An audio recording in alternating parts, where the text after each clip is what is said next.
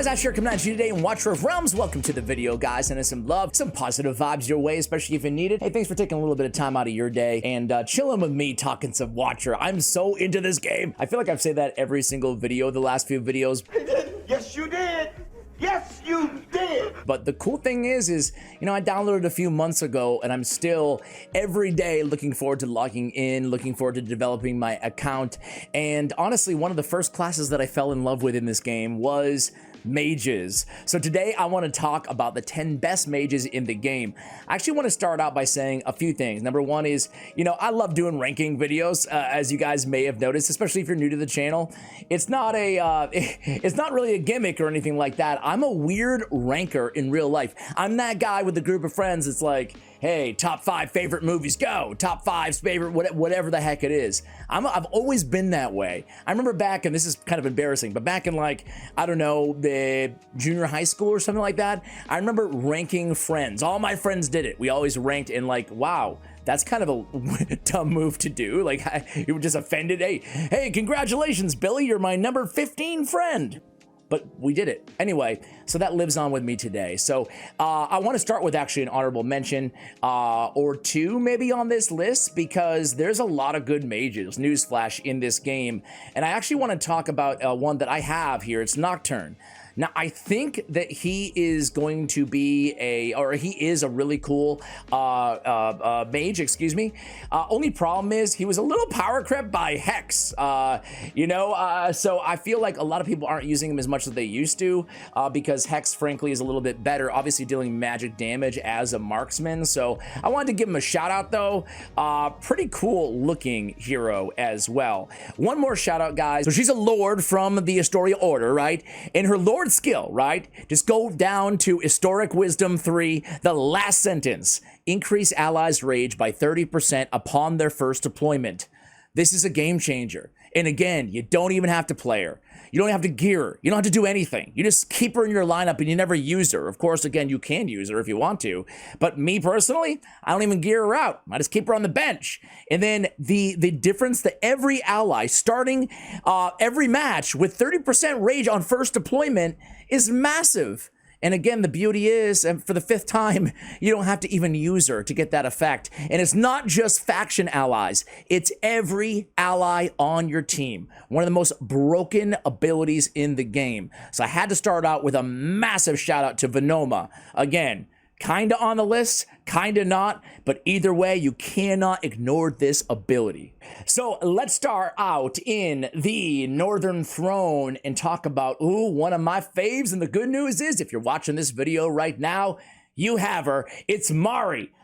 Man, I slept. Sir, I'm flattered. Probably mentioned this on a few videos now, but I slept on Mari in the beginning. She's a day 3 freebie thrown at you in this game, and boy, do they give you a good one.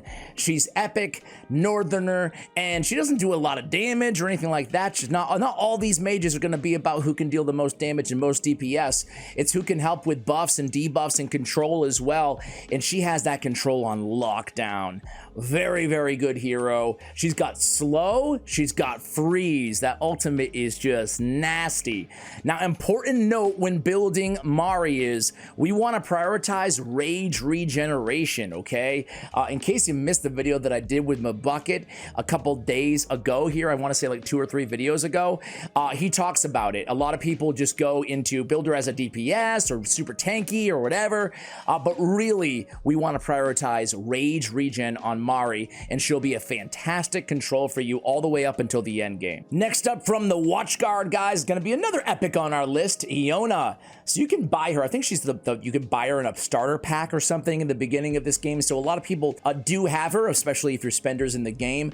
And she may very well be the best epic AoE DPS out there in the entire game. I knew that I leaned on her heavily. Heck, I still lean on her heavily to this day, especially Gear Raid 1 and anywhere that you need AoE damage, anti-air damage. She's a very, very, very good DPS. Her Starfall ultimate just smacks. So build her out with 100% crit rate, stack some attack, and watch her do her thing.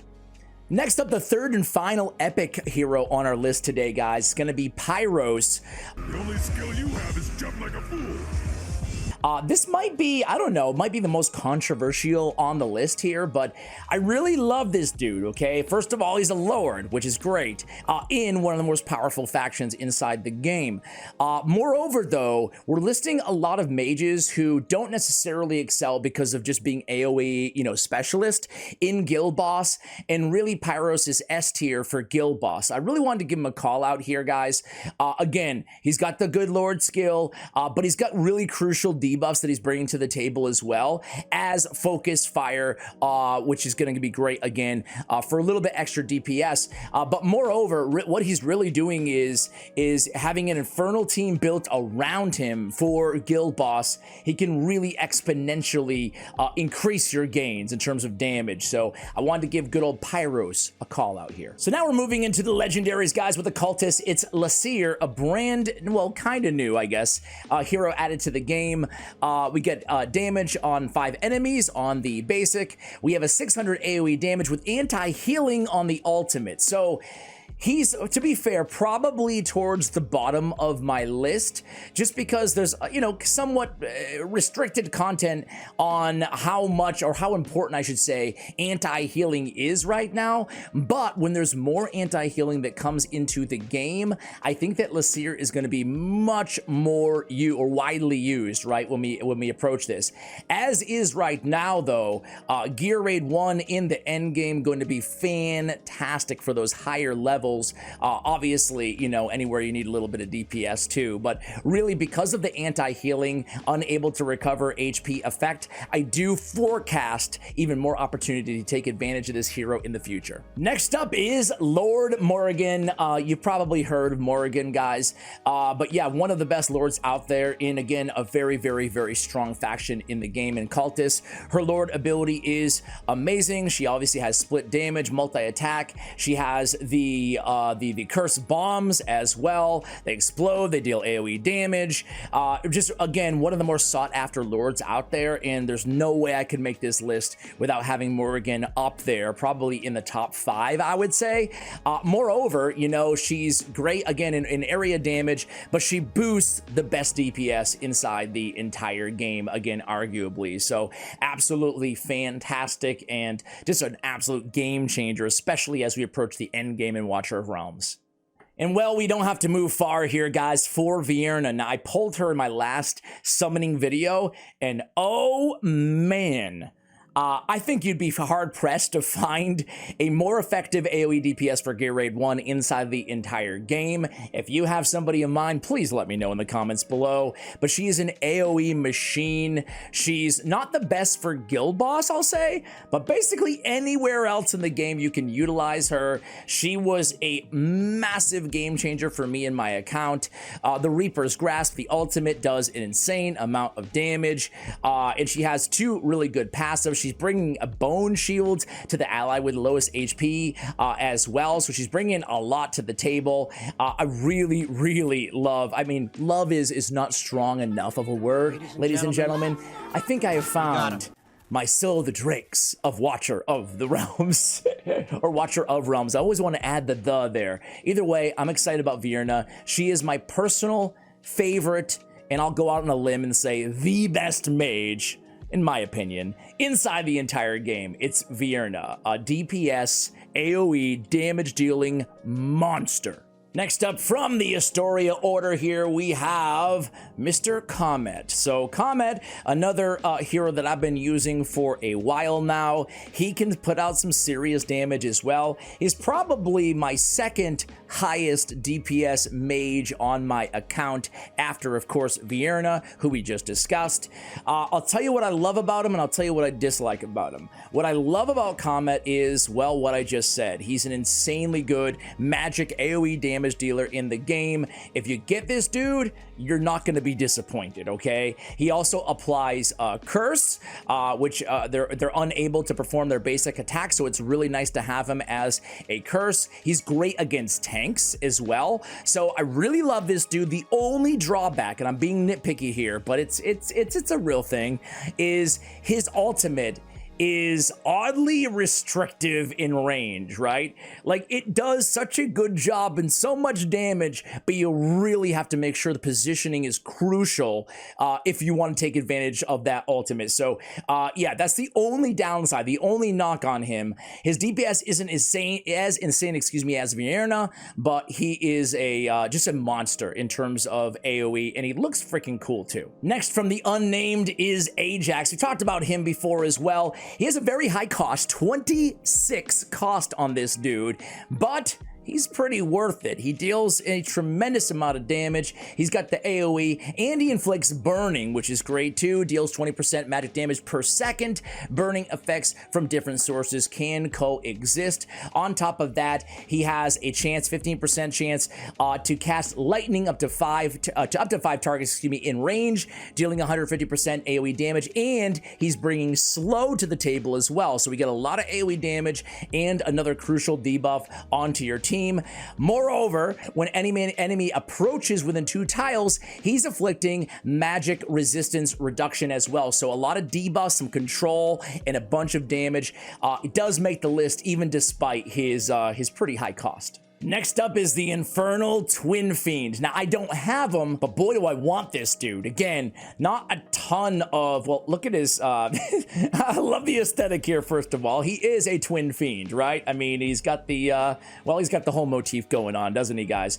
The whole aesthetic, it absolutely fits the name on this dude. He looks freaky. I would be very scared if I saw him coming at me in a dark alleyway. Could probably say the same about a lot of heroes in this game. But man, this guy, he looks like an absolute monster. He's got focus fire, multi-target attack, and burning. He's got Infernal Rage, which will inflict burning effect on the target that lasts for 5 seconds. He's got a 19 cost as well.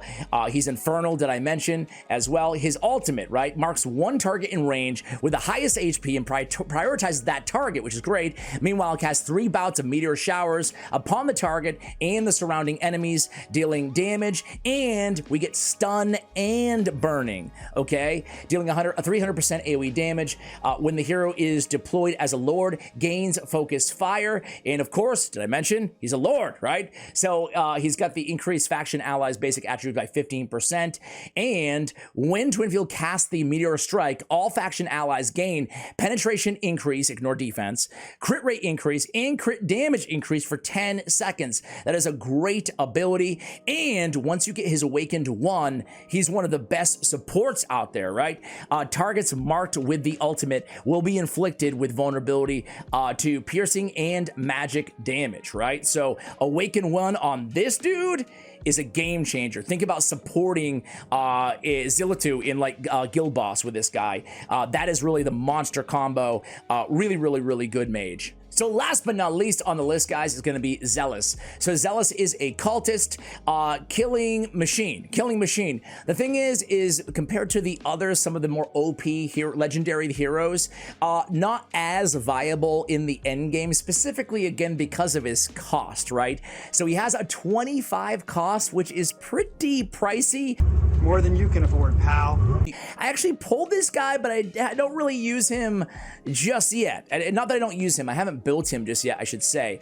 So that's kind of the issue here. The good news is, though, that he's great, right? He generates a large ground effect area in front, dealing AoE damage. Afterwards, deals more AoE damage on his ultimate, increases the damage caused by ground effect area by 6% per second. And then again, he is bringing the vulnerability to magic damage, which is, again, a pretty crucial debuff to have on your squad. He can put out some DPS as well, as I mentioned.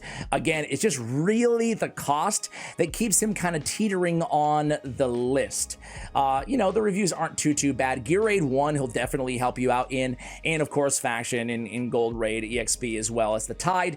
So you can definitely get a lot of utility out of him in the beginning and in the mid game. But again, I think that Zealous, from what I hear, stages especially like 19 to 21, he's going to fall off a little bit. But with all that said, I mean, still a very capable mage in the game. So guys, let me know who I snubbed in the comments below, or who you agree with. Do you have any of these heroes? I would love to hear from you, and let me know what class you want me to give a top 10 for next. Thank you for watching, and as always, take care, guys.